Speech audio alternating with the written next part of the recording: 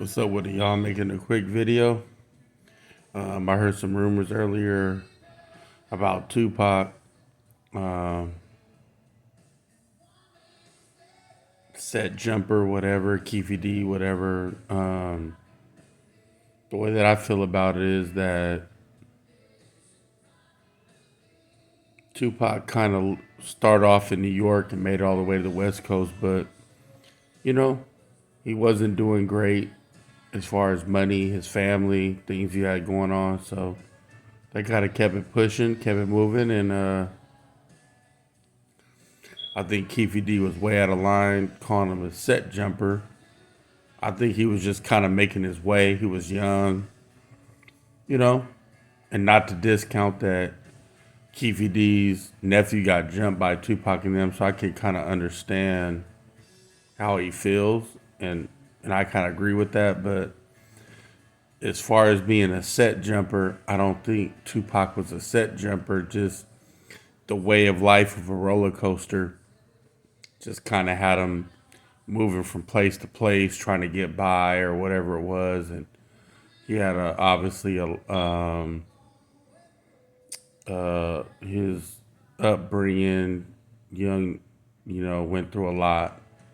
Um, but I understand what Keefe D was saying about him, but I don't think he was a set jumper. But did he get down to Southern California and Suge and them got him, and did he try to be down with them? I would agree with that. He did, and he just tried to probably be down with whoever had his back or whatever. And, that's how it is sometimes. And sometimes people get to grow up in their own neighborhood and be with the same group and down with the same cause. But, Keith D was right.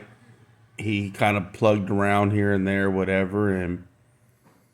But, that's how it is in life. Sometimes everybody doesn't get to stay in one area for their whole life. I kind of moved around from Frisco to Richmond, California, to the Central Valley up by Fresno. Like, I moved around. I'm not a gangbanger or any of that kind of stuff, but sometimes in life you just kind of move around. But, you know, but I don't know. Maybe Tupac was doing too much, but if I would guess, it was probably that night he probably was drinking, shaking dice in Vegas. Dude whispered in his ear, whatever, Trey Lane or whatever, Trayvon Lane, whoever the fuck he is. Nobody really knows who that guy is. Did he ever do music or anything? It's just a name. Maybe put in work in the hood or whatever. But I'm just saying, I don't know who the fuck he is.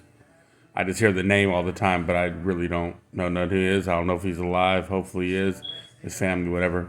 But anyways, um, it was just a situation. I remember being young. Things could get out of hand quick. I think Tupac just reacted.